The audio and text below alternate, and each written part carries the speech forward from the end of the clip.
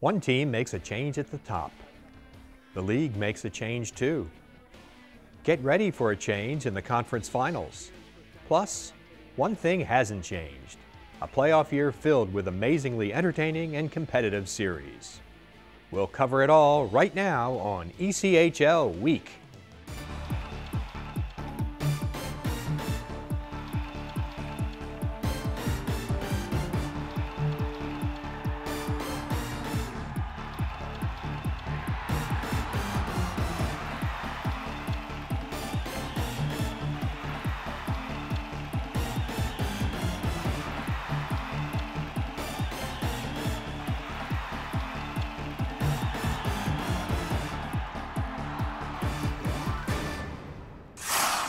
The Alaska Aces, the regular season champions in the ECHL, took the opening game of their Western Conference Semifinal series with fourth-seeded Stockton.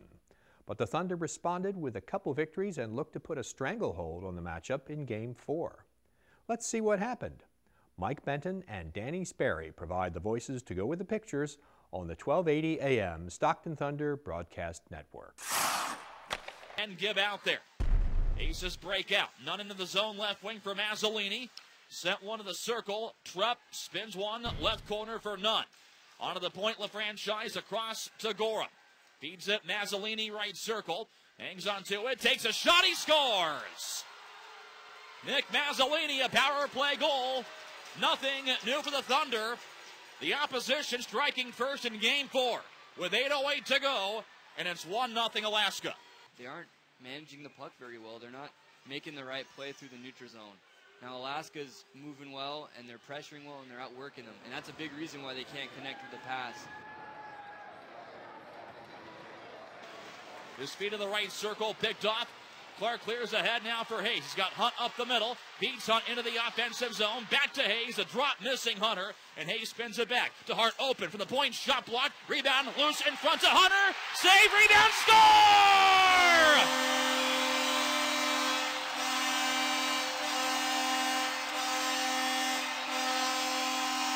Was going to take that kind of play. Jam at the front of the net. Eric Hunter got in there.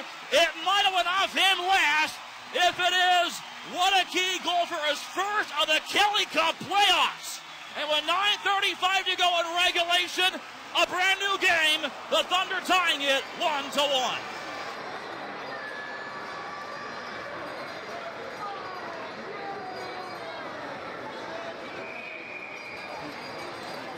Now pressured by Nunn. Chips it up the left. Glove down by Gorham at center. Gave it away as Gibb works it up the left. Puck up for grabs. Clark collecting. Breaks into the Alaska zone on left wing. He's on goal. Pass in front. Just missing Ryan Hayes. He had a half open net to win it. 7:14 to go. Thunder control off the draw as Garrett Hunt deflects it in Alaska zone. Icing call waved off. LaFranchise behind the net. Now gave it away. In front. Hayes shoots. Save made Coleman. Rebound to Clark. He'll play one to Hunt. In back of the cage. Bump by Hughes. Shipped in front. Score! Score! Score! Score! Andrew Clark with 6:57 to go in overtime. The comeback kids have done it again. Clark got the redirection. Glove side of Gerald Coleman to complete the comeback. The Thunder beats the Alaska Aces. Airbacks to the wall in Game 4. Final score, Thunder 2, Aces 1. Early in the game, and Hunt had an assist earlier, and a great pass from behind the net as he's getting buried into the wall, and Clark just sneaks it in through the back door right there and does his nice little celebration in the corner. And the boys in gold come back again with Alaska. 3 games in a row where they score first, 3 games in a row where they win for Stockton.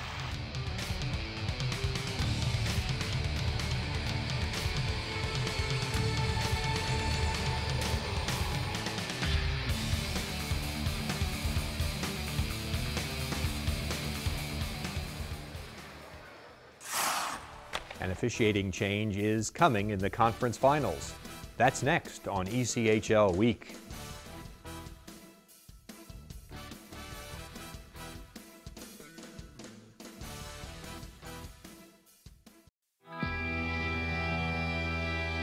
I'm a legend. I'm the player you want to be. I'm the name you'll wear on your jersey. I'm one of a kind. You'll see me everywhere. On the ice. Online. On the All-Star team. Take a good look. I'm the future.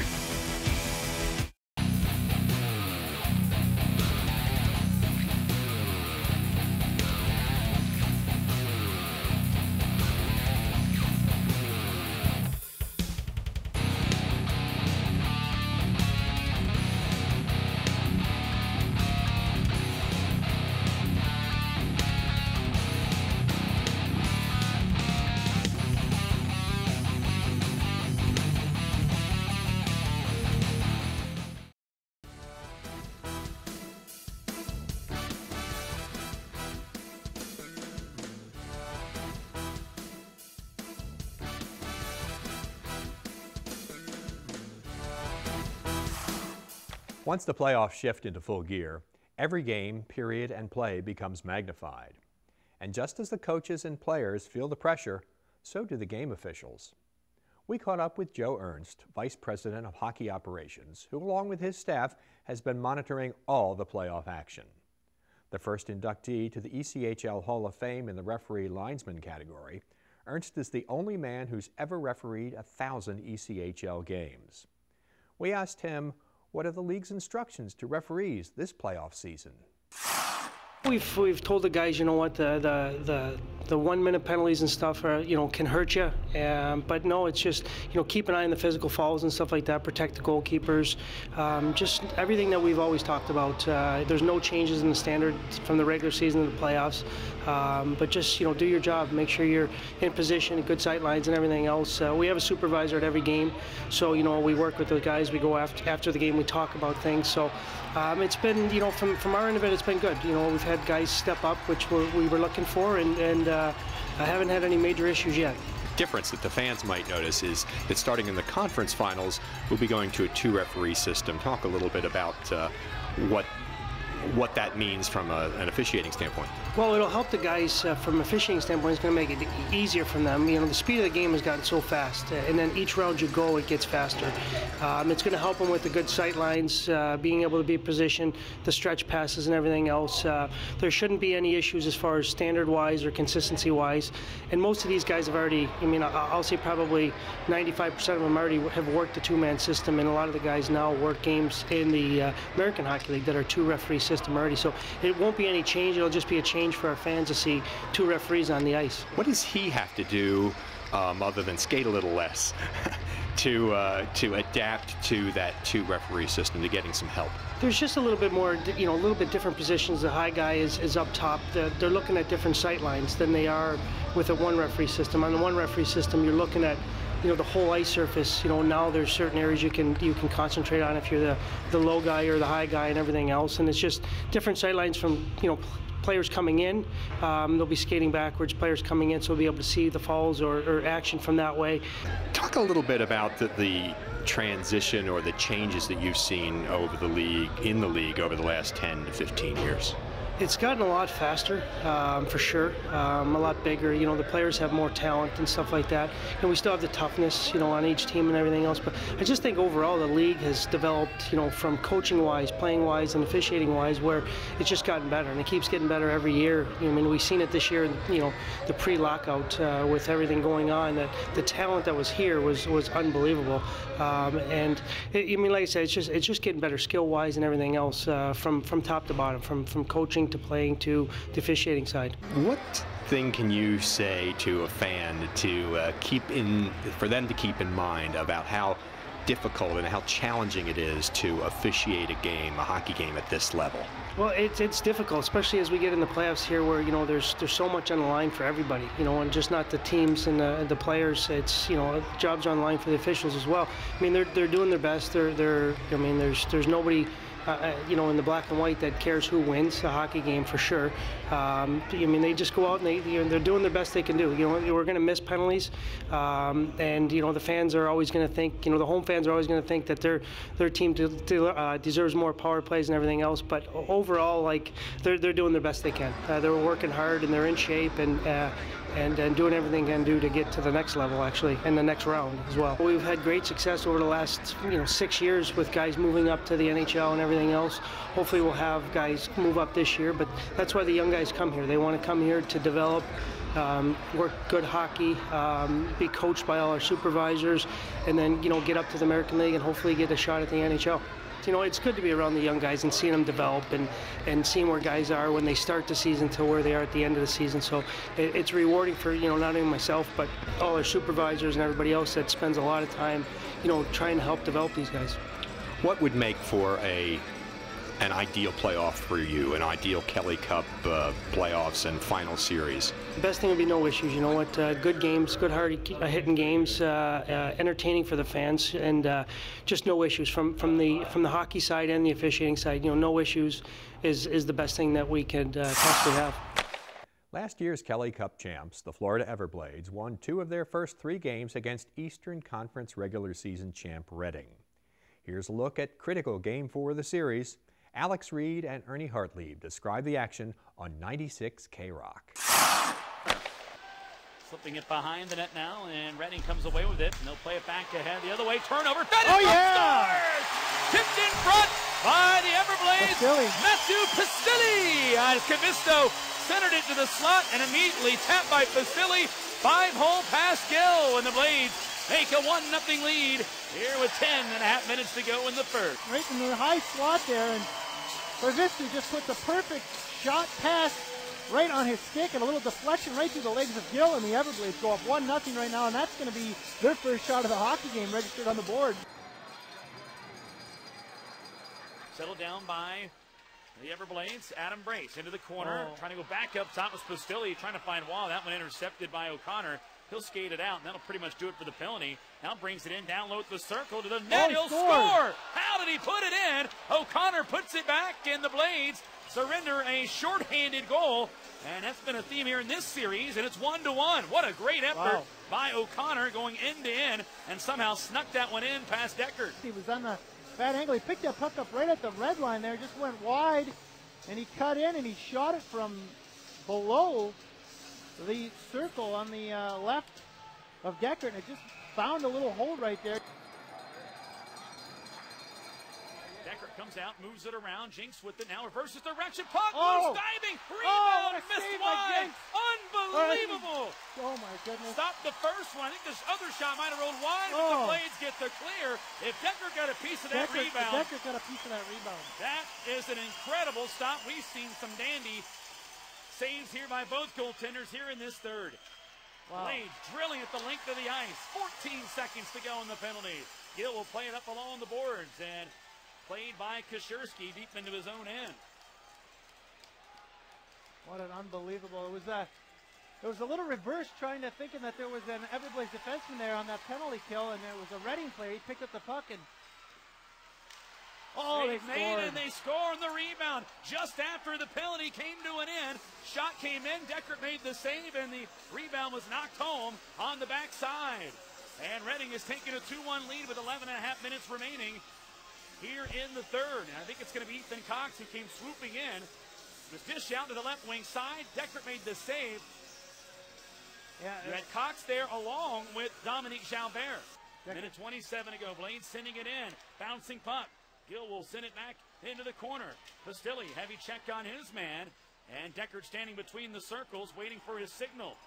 Minute 15 remaining. He jousts for the puck into the corner. Blades trying to get a handle on it. Worked back across Cavisto with a lane shot. Scores! Tommy Cavisto squeezed it through the pads of Gill. The Everblades have tied it at 2 with a minute 6 remaining. Good little wall battle there, and then Trevino, no look pass over to Corvisto. He knows he's over there, and Gill just can't close his legs quick enough. And Corvisto ties his hockey game with 1:06 to go. Holy smokes. Puck now cradled there. Nice move by Jinx. Rutherford grabs it. Rutherford now gets to the wrap shot. Thrown to the front of the net now. And tied up was Jinx. Now Rutherford has it, directing it free. Oh, nice Edwards pass. walking in, coming in, shot! Oh, he just missed the net. Now here comes Rutherford with a chance. Now they'll swing it back, ahead. Here comes a chance for the win. Signer the shot, he'll score. And the Royals will get the win. 3-2 in overtime as Signer is mobbed by his teammates on the stretch pass on the breakaway with 15-14 remaining in overtime. This comes just moments after the Everblades had a fantastic chance in front by Edwards.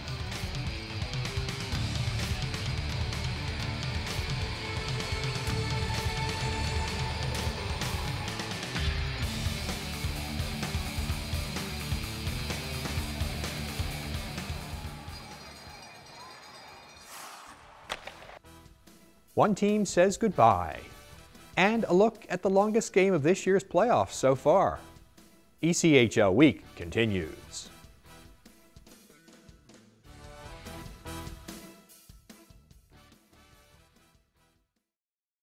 So, I just moved in with this family, and it's embarrassing. The little one, he likes to go outside and crawl around in the giant litter box. I don't know what he's doing. I mean, I was born and I knew how to use the litter box. Look at that! That's disgusting! Oh, poop already! You're making me nervous. Oh, okay, I can't look at this anymore. I really hope he grows out of this, for his sake.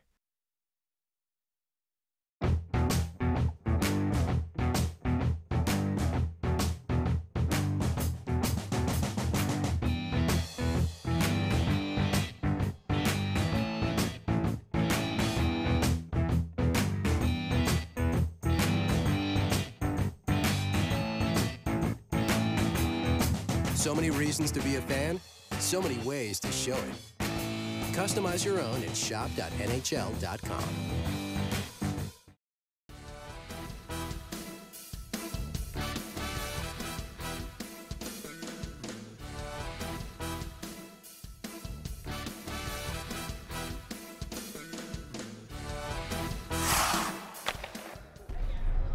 The ECHL has announced the Trenton Titans have ceased operations and the team will not compete next season. The franchise, which started as the Titans in 1999, went to the Conference Finals in 2000, won the Conference Championship in 2001, and the Kelly Cup in 2005. In 2007, the team switched NHL affiliations and operated as the Devils for 4 seasons until returning to the Titans name and an affiliation with the Philadelphia Flyers for the last 2 years. All Trenton players on ECHL contracts, with the exception of those owed as future considerations, have become unrestricted free agents. For those of you who keep track, Trenton's all-time regular season record was 499 wins, 404 losses, and 103 overtime and shootout losses. Trenton's departure leaves the league at 22 teams, but don't be surprised if that number grows prior to the start of the 2013-14 season. The Gladiators and Cyclones split the first 4 games of their series. With all the remaining games to take place in Ohio, let's see if Cincinnati can take advantage. Here describing Game 5 action for us is Nick Brunker on the Cyclones radio network. Gets to the puck, nice move, scampers out towards the point, passes there, and the shot redirected just wide of the net, and it goes to the near side wall. Cyclones control the puck for a moment before it is knocked off Pellick's stick, taken by Guimond, nearly turned over again, and another shoulder check put on a little too late, and the biscuit sails out to center. 3-on-2 forming for the Glads as the defenseman Guimond up on the rush. Here's Haddad taking the shot, and he scores. They have struck first again as Joey Haddad sails a puck over Hauser's glove side shoulder, and just 2 minutes and 36 seconds in, the Gladiators lead this game 1-0. Have had the last 12 shots of the game, 12-2. But still they trail, 1-0. O'Hanley trying to change that. Backdoor try for Wilson behind the net. Trying to wrap it around. They score! Great job, Wilson behind the net and was able to tuck it in. Because he made that play happen. Domingue committed too far, and I believe Wilson will indeed get credit. If it is his, it will be his second of the postseason. And the Cyclones have evened the score with their 13th shot of the game. Pellick to take the draw. It's one to the near side wall, and the Clones will work it from the line. It's Auban the point man on this power play unit. Anchored out towards the right point by McFadden. And then down the wall for Pelech. On the doorstep, scores! Another direction from behind the cage was guided from Pelech. As Pelech tried to center one, it was deflected. I think Wilson may have gotten a piece of it. If he did, it is his second of the night. As the pass again from Pelech was a banker. Left wing sideboards, lifted down below the net. Reed will get it away from Zabatel, then is stripped of the puck on the second effort and is guided out to the far side of the hash mark. Still underneath the body. O'Hanley got it for a moment, then turned back by Minardo. Chopped at a second time as they try to steer it around the back wall and do. Near side circle, just outside of it, is Arnold, and he dumps it down the wall towards Zabatel, who got a piece of it in front. Minardo dangling, shooting one up into the air, batted out of midair, and they score. I can't believe that one's going to count. It was batted out of midair, and I believe that one may have been over the crossbar. Five got to it. Wilson catches the pass, and behind the net is Shadow. Tries to tuck it in, backdoor save is made, and the rebound to the right wing. Five will have it. He's at the right wing wall behind the net. Now cuts to the near side. The big 6'6" frame fires, and a save again as Domingue caught it. He was hit a bit upstairs in the head. Seems to be all right. Five or make that Wilson tucking it from behind the net, looking to center one and does, but a save made, and the rebound out in front goes the other way. Minardo trying to tuck it out in front, turned over. Cyclones have it as they go the other way. It's Mblock. Right wing, he goes 1-on-2. Lewis is going to catch up and put the puck on his stick, turning and firing off the backside of the net. Fans thought it was in. He had about as good of an angle as any, and it came out to the point. Good chance there. Cyclones get it again. Lewis out to the point. O'Hanley. O'Hanley winding, faking the shot. Back to Lewis again. In towards McCann. Dragged off the puck, and it goes the other direction. Drop pass for Jackson. Over the line, Jackson getting to the high slot. Backhanding one through traffic. Another try misses the net as it skips free. Cyclones have it on a rush. Feed through center. Knocks off McCann. So it's turned the other direction again. Dumped by Brandt. He was at the end of a shift. So McDonald will pick it up and steer it around the back of the wall. Kicks right to the middle. Nice bounce. And Pecan 2-on-2 with Mbach. Pecan over the line. Nice toe drag. Trying to center one. Wraps it around. Doesn't take it or pass yet. Now does. A shot. Score! And this one is in the books. It's Trevor Lewis. Game 5 goes to Cincinnati. 3-2 the final.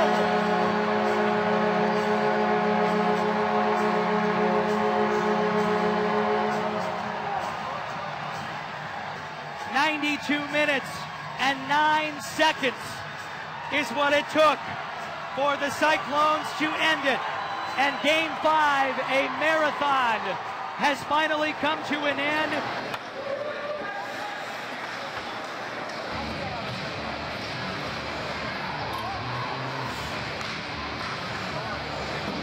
Yeah, exhausted, but it's a great feeling. Guys played unbelievable tonight, so just glad we were able to score there.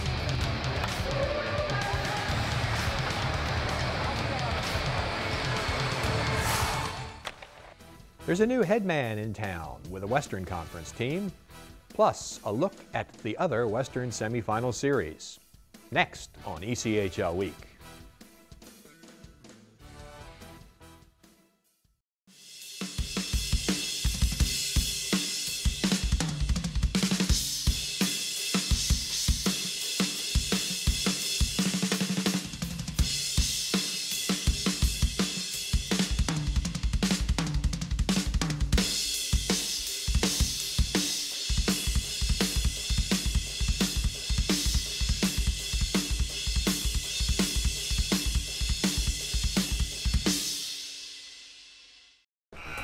From opening night until the Kelly Cup is raised, watch every game of the 2012-13 ECHL season exclusively on AmericaOneSports.com.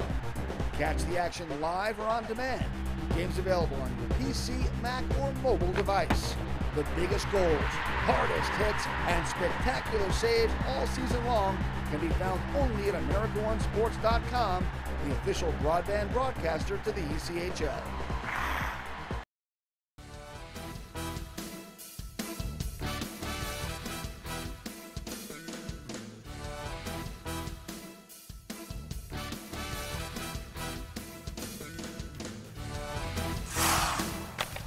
The Las Vegas Wranglers have named former team captain Mike Medill as the team's general manager and head coach for the 2013-14 season.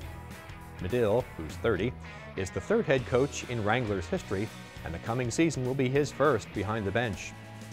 In 5 years with the Wranglers, Medill recorded 131 points in 336 games, making him the club record holder for games played. While playing under former Wranglers head coaches Glenn Gulletson and Ryan Mujanel, Medill helped 2 different teams to the Kelly Cup Finals in 2008 and 2012. Las Vegas went to the playoffs every season with Medill in the lineup, and he spent the last 2 years as team captain. Earlier in the week, the Wranglers announced that Mujanel would not return as head coach and GM. Mujanel was with the Wranglers for 4 years. Blood, sweat, and tears, at least metaphorically speaking, describe the efforts of the number 2 seed Ontario Reign facing the number 3 seed Idaho. The team split the first 2 games in California and then each won a game in Boise. Time to check out the highlights from Game 5. Will Henneke has the call for us on KTIK. We've played just over 4 minutes here. Nobody on the scoreboard yet. Steelheads with the only 2 registered shots on net. And now a puck turned over, loose right out in front. A stretch save by Robinson. Puck loose, second shot saved by Robinson. And the Steelheads still have not covered up. Now the puck gets banged into the net. And Ontario scores a loose scramble in front of the net. Robinson makes a couple of saves. And I believe it was Estrada who got the final whack at it to knock it home.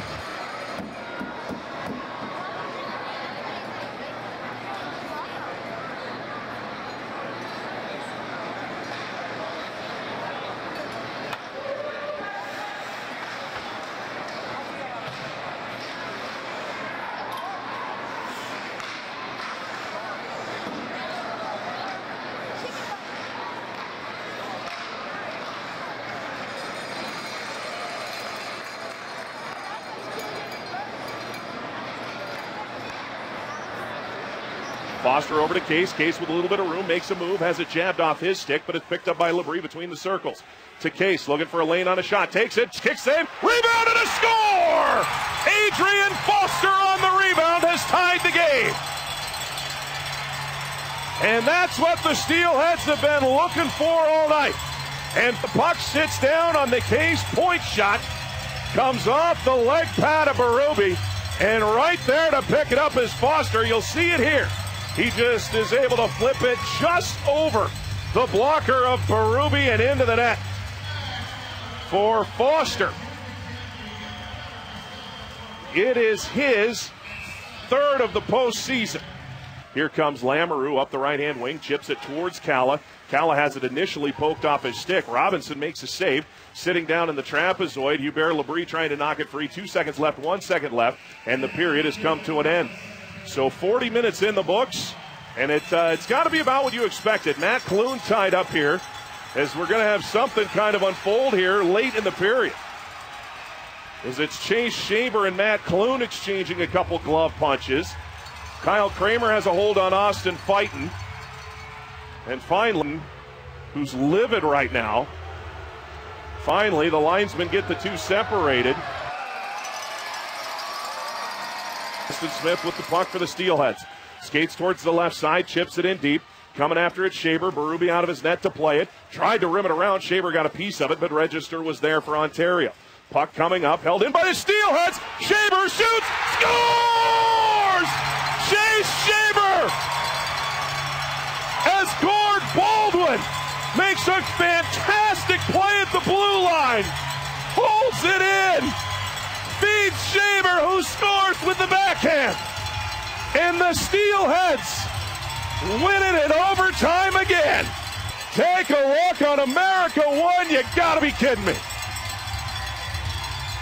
Watch the play by Baldwin to Shaber in the high slot, backhand inside the left post, and she's over.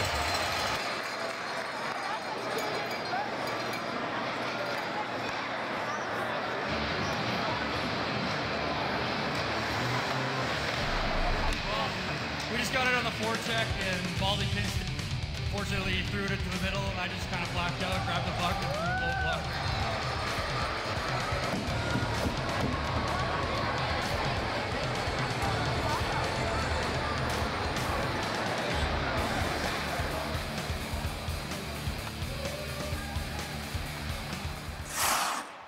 2 rounds complete and 2 rounds to go. Make sure to stay with us right through to the awarding of the Kelly Cup. Until next time, make it a good week. Make it an ECHL week.